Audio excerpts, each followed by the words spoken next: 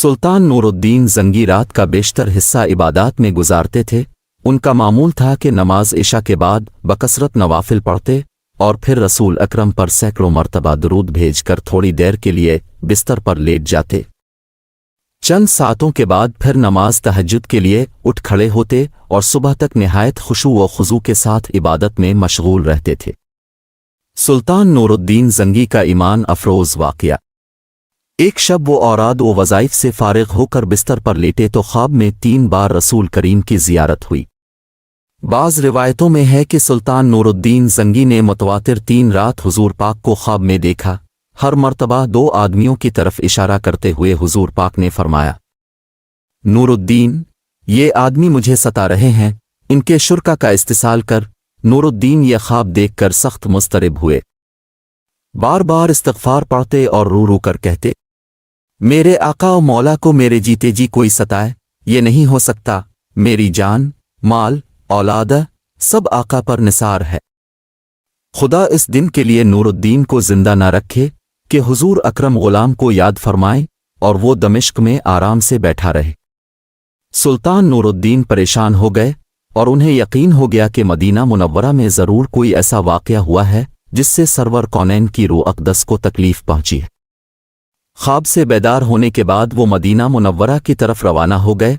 अहल दमिश्क सुल्तान के रवाना सफ़र होने से बहुत हैरान हुए, लेकिन किसी को मालूम न था कि असल बात क्या है।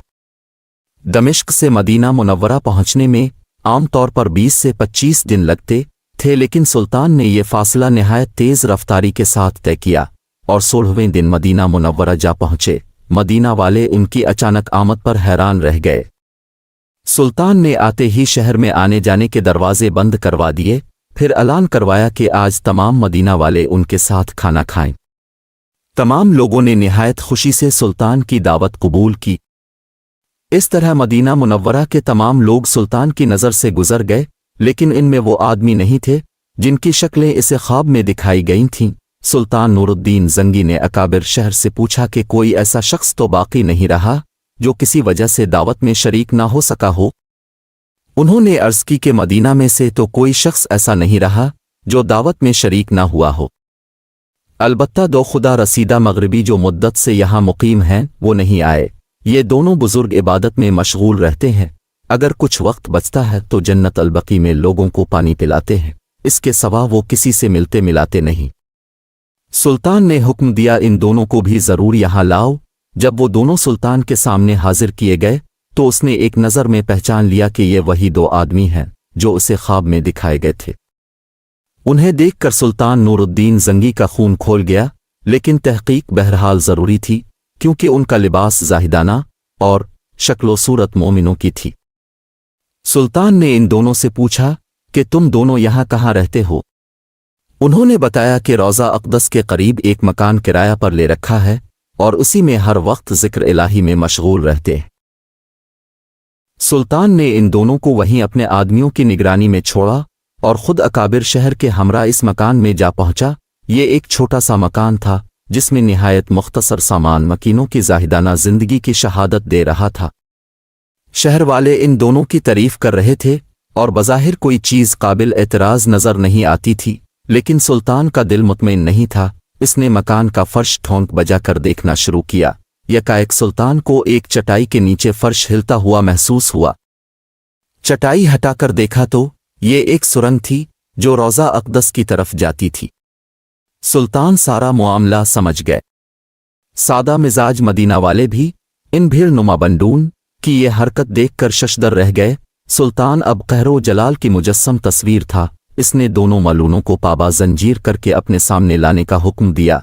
जब वो सुल्तान नूरुद्दीन जंगी के सामने पेश हुए तो सुल्तान ने दोनों बदबख्तों से निहायत गज़बनाक लहजा में मुखातिब होकर पूछा, सच बताओ तुम कौन हो और इस नापाक हरकत से तुम्हारा क्या मकसद है?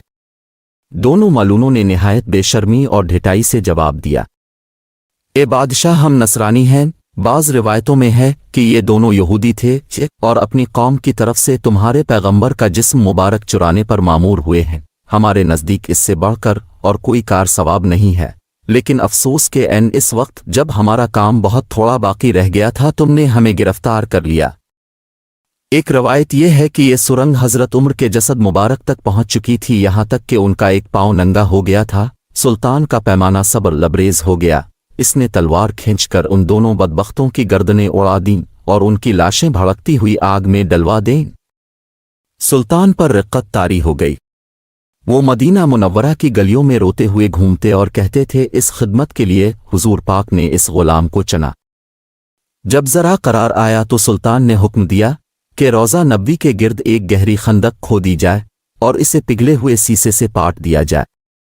سلطان کے حکم کی تعمیل میں روضہ اطہر کے چاروں طرف اتنی گہری خندق کھودی گئی کہ زمین سے پانی نکل آیا، اس کے بعد اس میں پگھلا ہوا سیسا بھر دیا گیا تاکہ زمانہ کی دستبرد سے ہر طرح سے محفوظ رہے۔ یہ سیسے کی دیوار روضہ اقدس کے گرد آج بھی موجود ہے اور انشاءاللہ ابد تک قائم رہے گی۔ آج بھی مدینہ والے سلطان نور الدین زنگی کا نام نہایت محبت اور احترام سے لیتے ہیں۔ اللہ کی محبت کی طرح اللہ کے نبی رسول اکرم کی محبت بھی ایک عظیم دولت ہے۔